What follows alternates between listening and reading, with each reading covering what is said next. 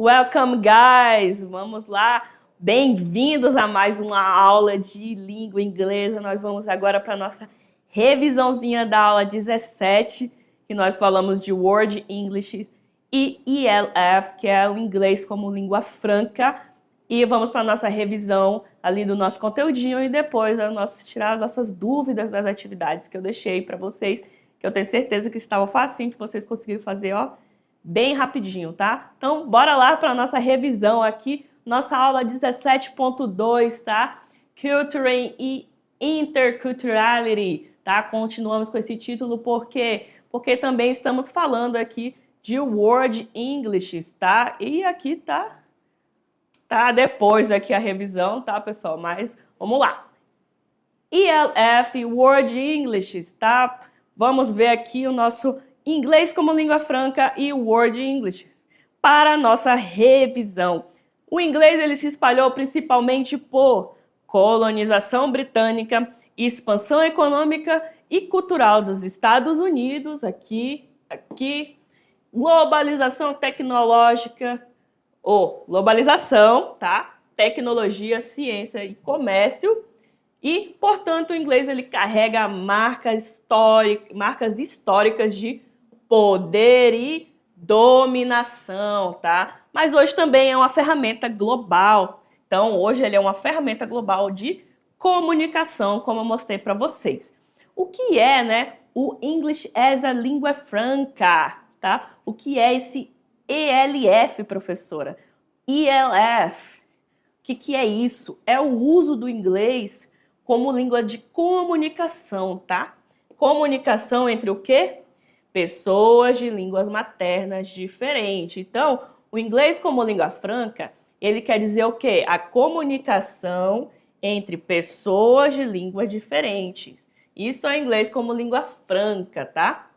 E hoje, a maioria das interações entre inglês, ela acontece entre o que não nativo. Então, vimos aí que mais de 80% de interação da língua inglesa, ela acontece entre não nativos da língua inglesa. O foco aqui no Word English não, na língua franca, é clareza, entendimento e não imitar sotaque. Não imite sotaque, tá? Não tente imitar sotaque, tente se fazer entender. Já o que são Word English, tá? Word English já ele é um inglês que muda conforme a cultura onde é usado, tá? Então, Word English é um inglês que muda conforme a cultura onde é usado, tá? Ele muda conforme a cultura. Então, nós vimos exemplo como o Indian English, que é o batchmate, que quer dizer colega de sala. South African English, que quer dizer o braai, quer dizer churrasco. O Australian English, que servo, quer dizer posto de gasolina, diferente dos outros que nós vimos, né? Então, nós temos aqui também o Irish e Canadian English também, que tem as variações deles. Então, essas formas, elas não são erros, tá? Elas são o quê? Adaptações culturais. Então, não são erros, são adaptações. Lembre-se, tá, pessoal? Quando a gente fala de Word English, o inglês, ele não pertence a um único país, ele não é neutro, tá? Ele reflete história, ele reflete identidade e cultura. E falar inglês é saber se comunicar com diferentes realidades, tá? Você se comunica com diferentes realidades, diferentes culturas. O inglês aqui, coloquei uma notinha bem pequenininha, o inglês global é uma língua de muitas culturas, tá?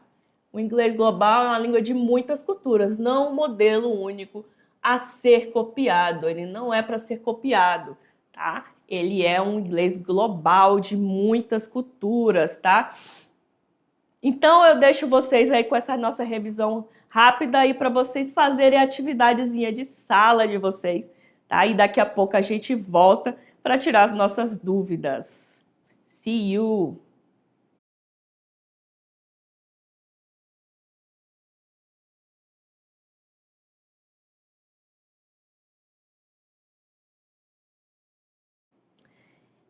Welcome back, people! Voltamos, pessoal, bem-vindos de volta. E aqui nós vamos tirar nossas dúvidas agora, tá? E aqui nós vamos logo para a questão número 1, questão 1 aqui, um estilozinho um pouco Enem. Nós temos o texto 1, tá? The global spread of English is not natural or biological. Ou biological. It is the result of historical process of colonization, political power, and economic expansion. Today, however, English is no longer controlled by a single nation. Então, com base no texto, é correto afirmar que o inglês contemporâneo... Vamos ler aqui, né? Qualquer coisa a gente volta no texto. Então, vamos lá. Com base no texto, é correto afirmar que o inglês contemporâneo A. Mantém-se sob domínio exclusivo do Reino Unido. B. Tornou-se neutro ao longo do tempo.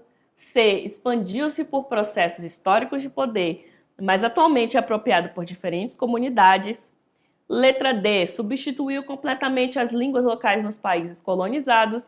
E letra E. É resultado exclusivo da tecnologia digital. Professora, só com as suas aulas vai ser a resposta. Mas aqui, ele quer o quê? Com base no texto, né? Então, a gente tem que ir com base no texto. Então, o espalhamento global aqui, né, do inglês não é natural ou biológico. Ele é o quê? O resultado de processos históricos de colonização, política, poder político e expansão econômica, tá? Aqui, ó, expansão econômica. Hoje, entretanto, o inglês não é mais controlado por uma nação só. Então, o inglês ele não é controlado apenas por uma nação. Então, aqui, com base no texto, é correto afirmar que ele mantém-se sob o domínio exclusivo do Reino Unido? Não, acabou de dizer aqui que ele não é controlado por uma nação só. Tornou-se neutro ao longo do tempo? Não. Também não, não tem nada disso no texto, falando que ele se tornou neutro no longo do tempo. E a letra C? Expandiu-se por processos históricos de poder, mas atualmente é o quê? Apropriado por diferentes comunidades? Sim, é isso mesmo que ele fala aqui, ó. O inglês global se expandiu ou se espalhou, que se espalhou, ele não é natural, ele não se espalhou naturalmente ou biologicamente, tá? Ele se espalhou como? Pelo processos históricos de colonização, poder político e expansão econômica. Então, a nossa letra C está certinha. Letra D. Substitui completamente as línguas locais nos países colonizados. E a letra E é resultado exclusivo da tecnologia digital. Não e não. Então, nós temos aí o nosso gabarito letra C. Expandiu-se por processos históricos de poder, mas atualmente é apropriado por diferentes comunidades. Seguimos para 2, questão 2. Vamos direto para o nosso enunciado logo, para não perdermos tempo. O fenômeno descrito no texto exemplifica o quê? A. A superioridade do inglês britânico. B. O conceito de English as a língua franca. Letra C. A padronização global da pronúncia. E letra D. O desaparecimento das identidades culturais. E tem a nossa letra E aqui, a substituição das línguas nacionais. Então, vamos ver o que o texto fala. O que ele exemplifica? Vamos lá. Peraí. In international business meetings, participants from Brazil, India and South Africa often use English to communicate. O que ele está dizendo aqui? Em encontros internacionais, né, de negócios, participantes do Brasil, Índia e África do Sul, eles usam o quê? O inglês para se comunicar, né? None of them may be native speakers, yet communication is effective. Então, nenhum deles são nativos ali, são falantes nativos da língua inglesa, mas mesmo assim, o que? A comunicação é efetiva, tá? Então, nós temos aqui que a superioridade do inglês é britânico? Não. B, o conceito de inglês as a língua franca? A letra B tá aqui, ó. É o conceito de inglês as a língua franca. Qual é o conceito do ELF, pessoal? É o quê? Se comunicar, né? Entre diferentes o quê? culturas e nações, né, e pessoas de diferentes países. Então, a nossa letra B, ela tá certa. Letra C, a padronização global da pronúncia, não, porque ele não é padrão. D, o desaparecimento das identidades culturais, também não. E a substituição das línguas nacionais, também não, tá? Ele é o quê? O conceito de inglês como língua franca, tá, pessoal? Esse que é o conceito, nós vimos aí na nossa aula passada. Vamos aqui seguir com a questão número 3. Questão número 3. Texto 3. Words like prepon in Indian or robot, mini traffic light in South Africa, show that English adapts to local realities. Então, vamos ver aqui. Estamos falando o quê? Que palavras como prepon na Índia ou robot, mini, que significa tráfico, né? Light, traffic light, que é o nosso sinal de trânsito na África do Sul, mostra que o inglês se adapta com a realidade local, tá? Então, se ele se adapta com a realidade local, ele está definindo o que aqui, pessoal? Isso aqui é a definição de quê? Hein? É do inglês como língua franca? Não, não é o inglês como língua franca essa definição aqui, não. A partir do texto, conclui-se que essas palavras representam erros gramaticais? Elas representam erros gramaticais? Não, elas representam a variação, né? Letra B, a língua inglesa perde sua identidade original? Também não, ela não perde a identidade original. C, tais usos dificultam a comunicação internacional? Muito menos isso aqui, tá? Não dificulta nada. Letra D, o inglês deve manter-se uniforme globalmente? Também não, ele sofre variações, como já vimos aqui no textinho. E a letra E, a variação linguística reflete contextos culturais específicos. Olha só, variação linguística, ela reflete o quê? Contextos culturais específicos, ou seja, word Englishes, tá? Isso aqui são os tipos de inglês que nós temos, tá? Então, nosso gabarito aqui vai ser a letra E. A variação linguística reflete contextos culturais específicos, né? Que é o nosso word English, como prepon na Índia e robot, que significa o nosso sinal de trânsito lá na África do Sul, certo? Então, gabarito letra E. Seguimos para número 4. Número 4, nós vamos ver logo aqui o que o enunciado pede, tá? O texto questiona a ideia de que? Tá questionando, né? O que ele questiona? Que ideia é essa? Vamos ver aqui as nossas opções. O inglês deve ser ensinado formalmente. B, apenas sotaques nativos garantem a comunicação eficaz. C, o inglês é uma língua histórica. D, a pronúncia deve ser clara. E E, o inglês é usado em contextos internacionais, tá? O que o texto questiona? Ele questiona a ideia de quê? Vamos lá. Many learners believe that speaking English, muitos aprendizes, né, eles acreditam que falar inglês means imitating a British or American accent. Significa imitar um sotaque americano ou britânico. However, in global communication, clarity is more important than accent imitation. Então, apesar, né, contudo, na comunicação global, o que? A clarity is not more important than accent imitation. Então, meu Deus, a compreensão aqui, ela não é mais, ela é, quer dizer, né, ele tá falando, é mais importante do que o quê? Imitar o sotaque, tá? Accent quer dizer sotaque. Então, ali a comunicação, ali a sua... Gente, acabei de falar a palavra. A sua comunicação ali, a sua clareza, meu Deus, ela é o quê? Mais importante do que imitar o sotaque. Então, nós temos aí, o que ele questiona? Ele questiona a ideia de quê? De que o inglês deve ser ensinado formalmente? Não. Apenas sotaques nativos garante comunicação eficaz. ele está questionando o quê?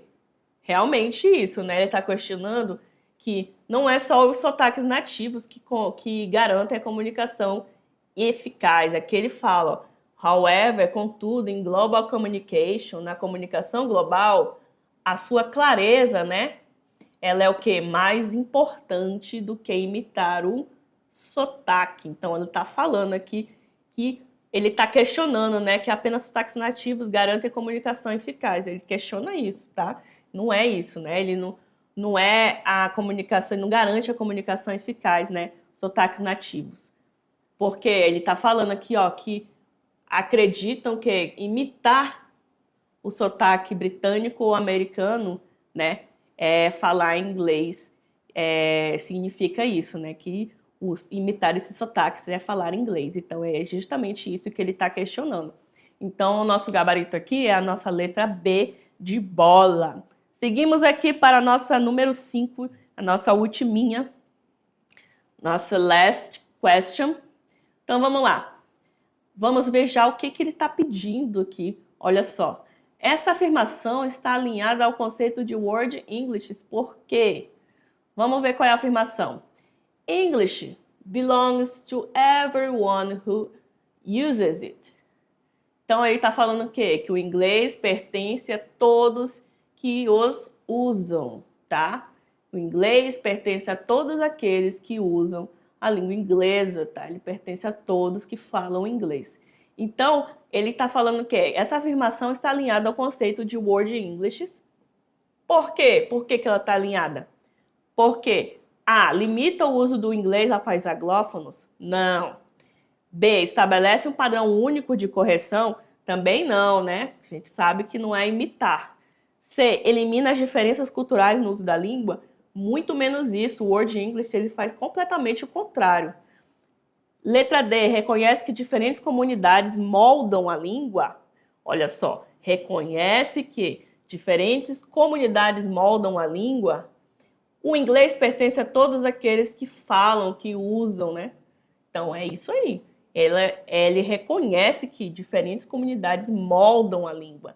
E a letra E ignora a história colonial do idioma. Ele não ignora a história colonial do idioma. Ele não ignora toda a história que vem por trás da língua. Mas ele o quê? Reconhece que diferentes comunidades moldam a língua inglesa, tá? Como nós vimos no Word English. É justamente isso que faz, tá? Com a língua inglesa. Então, pessoal, é isso. O nosso gabarito é a letra D, certo? Eu espero que vocês tenham conseguido fazer essas atividades aí. Não estavam difíceis, né? Só com a revisão já dava para resolver tudo. Os textinhos estavam bem básicos para vocês. E aí, ficamos com essa aula aí bem tranquila. E nos vemos na próxima, tá? See you! Bye, bye!